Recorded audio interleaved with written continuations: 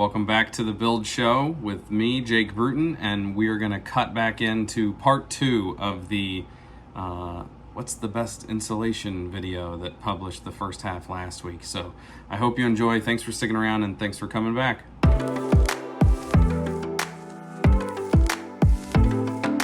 Basically, you can see the spray foam here is already installed.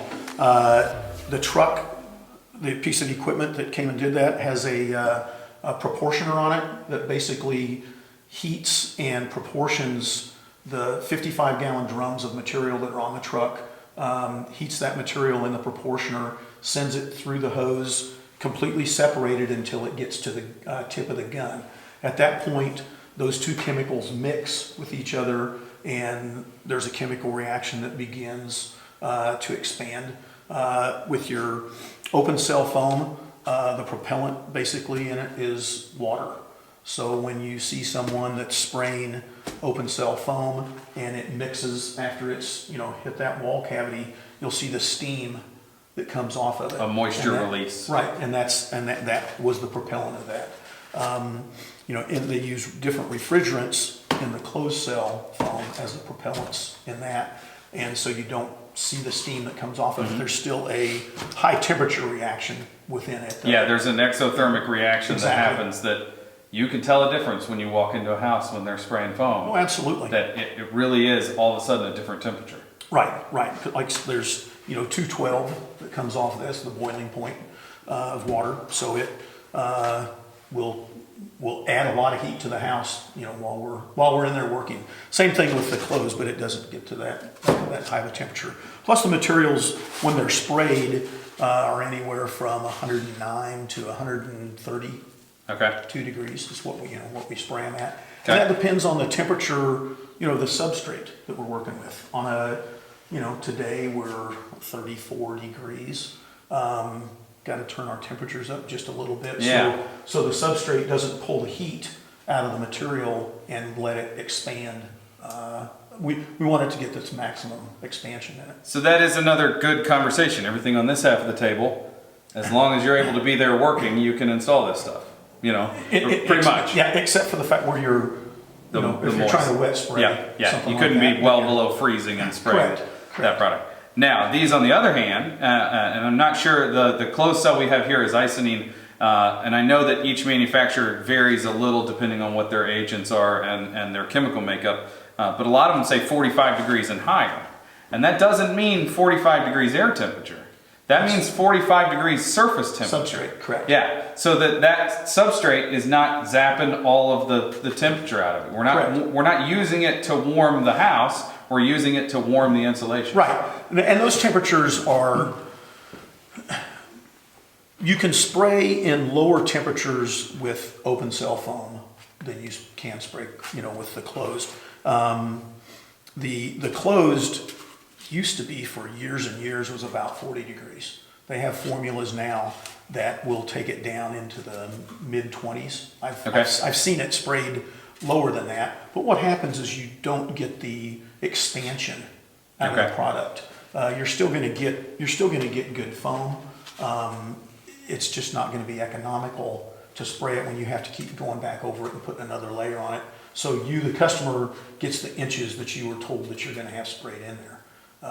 You just get, more layers and more material in it where, if this house were supposed to use a set of material and we were trying to spray it, which we wouldn't want to, but, if you sprayed it when it was 25 and didn't have a winter type formula, maybe it'd take a set and a half. Okay, so we'd be using more to get the same volume, just caused based off temperature changes the reaction. Right. But what it affects is the adhesion in it too. Gotcha. You want to make sure that, and these products are, the foam, this open cell foam, basically I call it hydrophobic. It won't absorb moisture. The isoning product won't absorb moisture.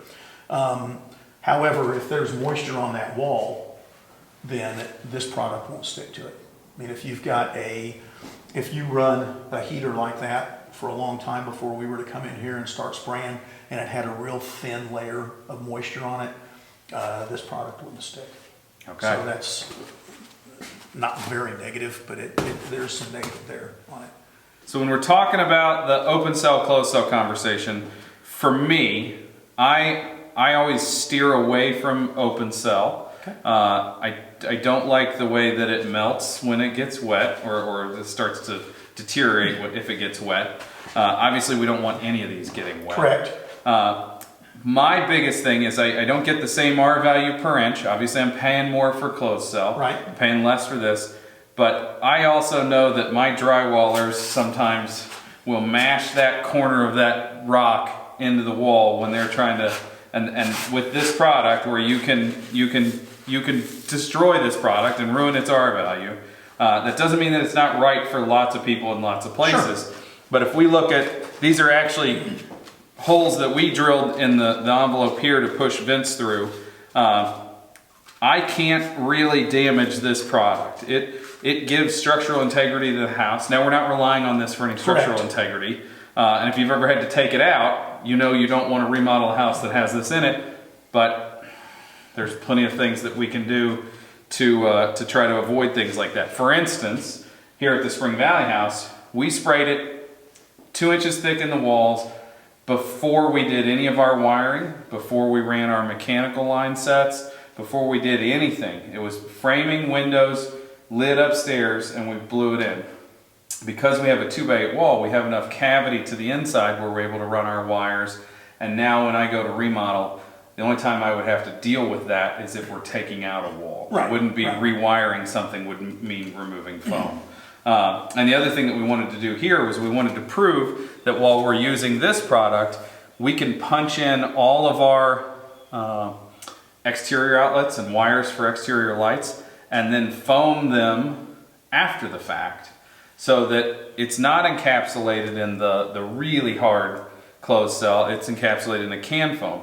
Talk to me about the difference between can foam and these two, Steve. Well, okay, these are one component foams.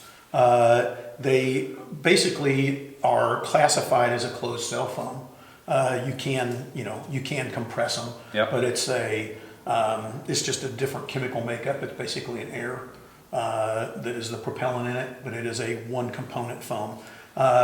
Great for sealing around gaps, cavities, windows, doors, plumbing that goes, through the plates. Penetrations from different elevations for flame spread and things like that. Right. And there's a million companies that make these products, and they all have their own little finicky, like I think one of these says that it's 60 to 100 is the install range. Right. So like it's a chemical process. It's not like putting bats or boards in. It's a chemical process. You have to be aware of the parameters that the manufacturer recommends. Right. The expansion product. As you see, this one says no warp, used for windows and doors. Yep. You put this product in and it won't bow, the window frames. Some of the other foams that you can use, for like your fire blocking or things like that, are a harder foam, and so it's a little bit less forgiving around the windows and doors if you get one overfilled and bow that frame. In the past, you could see wooden double hung windows that people would overfill with foam, and it would bow it enough that you couldn't move the sash up and down. And I think that's happened enough that I think some of the U.S. manufacturers, at least, are now recommending to stuff with fiberglass instead of foam. Right. But if it's installed right, you go clear back to the brick mold on it. That it'll survive. Yep. And so here we're actually using some of these products. We're using that can foam here, and we're foaming just the interior side of the window and leaving a void on the outside so that product has a little airspace there, and we're able to control it by using the right product and knowing what product we have.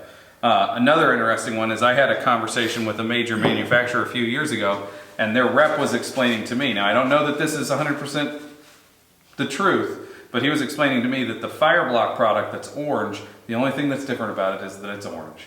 And that's so that the inspector can walk up and point at it and go, I see that you've done your fire blocking. Right. So every product has its place. They all have their own particulars.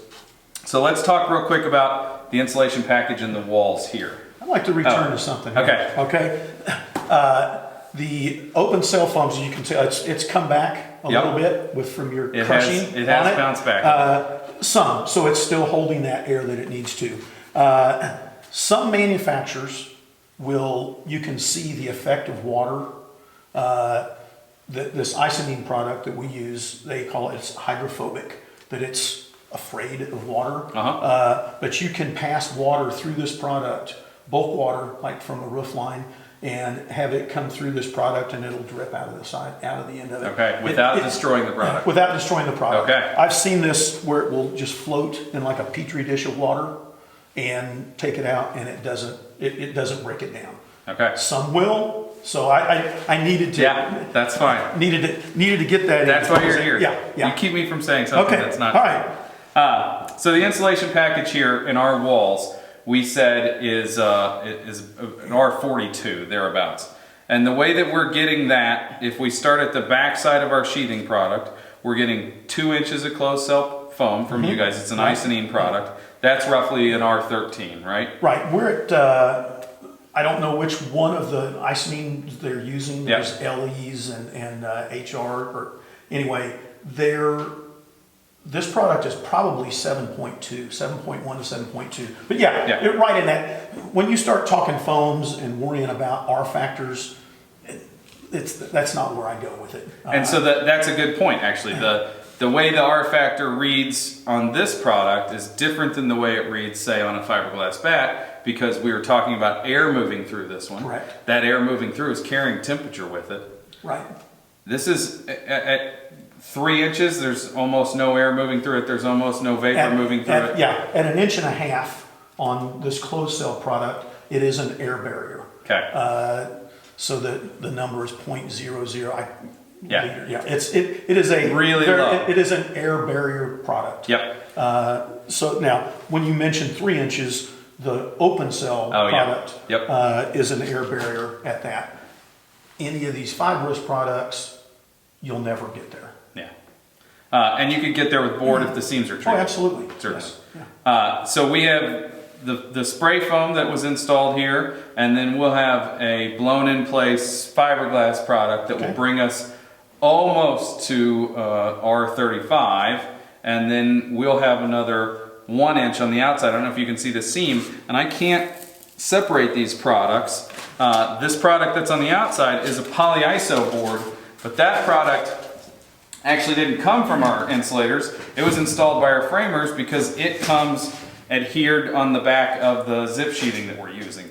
So when we talk air barrier with these products, I would say my air barrier is on the outside because we're using the green zip sheething and as long taping as the you got seams. everything taped, exactly. So you're looking at there, from here to the back side of my sheathing, I'm already an R21. So while we have less than half by volume of the insulation that's going to go in this wall installed already, we're already above code for our market, which is an R19, R21. Right.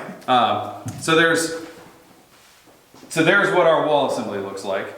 And we talked about we have an R70 in the attic. We actually use the cellulose product up there. And the reason we went above that R60 is we had the space.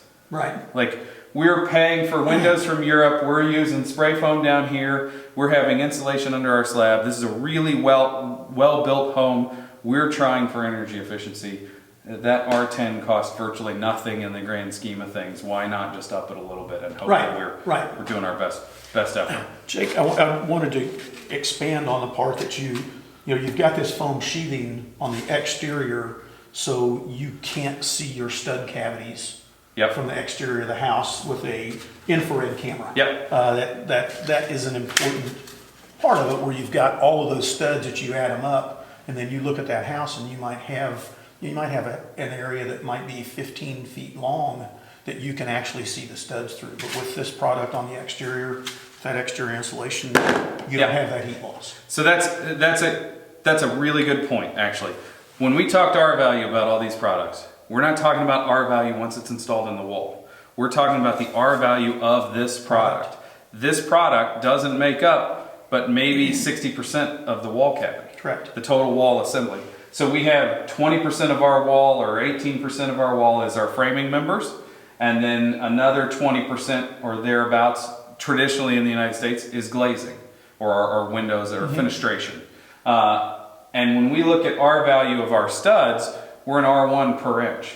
So this 2x8 stud is an R8 in a cavity where we're talking about having R35 in the cavity.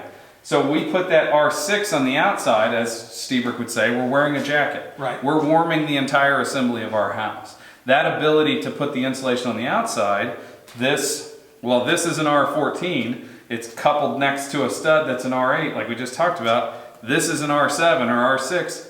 It still is that. We get full R value out of that. So this is the best insulation that we have on the whole house in this assembly probably, because we're getting the most bang for our buck out of that R value. Right. We're not cutting down in our assembly at all. Correct. So when we talk in R13 wall, R19, R45, it's not R45 in the end. The whole thickness. It's R45 worth of insulation in that wall. The calculation is much less in reality, but that's a really nebulous thing to chase around and say, well, the actual R value of this wall, because there's more studs in this wall or there's more glass in that wall. So when we talk about R value, we're talking about the product and the R value of that product. So that brings us to the one last point, is the exterior insulation, I would say, for the review of what these are. That exterior insulation, the more you can put out there in the cold climate, the better you'll be, because you're warming the entire house. Correct. You get full R value out of it. I just wanted to make sure that's a really clear, really specific point that we want to make. The only reason we go with the 1-inch foam for us, it works really well with our structural requirements, and we just haven't used any of the thicker Zip R products yet. So the other reason that you're here today, I don't want you to think that this is just a commercial for these guys. Oh no. They actually had a mistake. When we talk about this product being manufactured on site, there are things that can go wrong, like we talked about. And I wanted to show you guys the little mistake that we found upstairs, and we'll talk about how we're gonna fix it. So let's go upstairs and let's talk about what happened. All right, so now we're upstairs. This actually happens to be the master closet. This is a north wall. We know that the conditions were fine when they sprayed. Everything had been swept for dust. Nobody else was in the building. Nobody else had access. Temperatures were fine. And so we still had two little spots. And we've inspected the whole house. We do really feel like those are the only two spots. And you can see on the surface it was hard. On the back side, when we pulled it, now this foam's been here for a few months, it still is a little spongy and soft. And Steve looked at it and knew right away what the issue was. So do you want to walk us through what's going on? Well, I think we've got the cartridge that was in it evidently had a clog in one side of it, and we just didn't get a good mix of chemical in that area, or it would have reacted just like the rest of this, and the pieces that are over here anyway, and have broken. So it didn't completely cure. So we didn't have a one-to-one mix of A side to B side, and that could have been caused just by the cartridge that's in there has holes on both sides of it. If one of them was a little clogged, it didn't, and that would drop the pressure on the machine, and would have had an issue. And so, you know, we talked about installation of fiberglass and the issues that you can have with that, getting it in place. We talked about restrictions and temperature problems with cellulose. If it's too cold, the water in it will freeze. It's just like any other product. Nobody's perfect. Nope. You need a good, well-trained installer. You need somebody that's paying attention. You need somebody that caught that they had a clog and adjusted. And on the surface, it looked like it was fine. We noticed a few weeks later there was a little bit of pulling, and that's how we discovered this. Right. But, and I appreciate the fact that you know that nobody's perfect on it, and we are back here to fix it. And that's what you have to do as a company that stands behind all their product. And the cool thing about how you're going to fix it is we didn't bring the truck back. Correct. We're actually going to use what's commonly referred to as a froth pack. Right. It looks like two little helium tanks or two propane tanks for your house, A side and B side, and we have a gun. So let's do that now. Let's talk about how it's going to be, it's going to operate. Let me go grab that. All right, now that we've finished the repair upstairs, I just wanted to say, Steve, with G5, thanks for coming, man. That was awesome. I appreciate it. Glad we could take care of that problem upstairs. And now that we have talked about all these products, I think again, the takeaway, they have their place, they have their reason to be used. You need to talk to your installer, you need to look into what the manufacturer recommends, but each one of these could be involved in just about any product or any house. It just depends on what your goal is. So thanks for watching, thanks for tuning in. This is a lengthy video. Don't forget to follow me, Jake.Bruton, on Instagram. Till next time on The Build Show, Steve and I, all right. thank you. Thank you.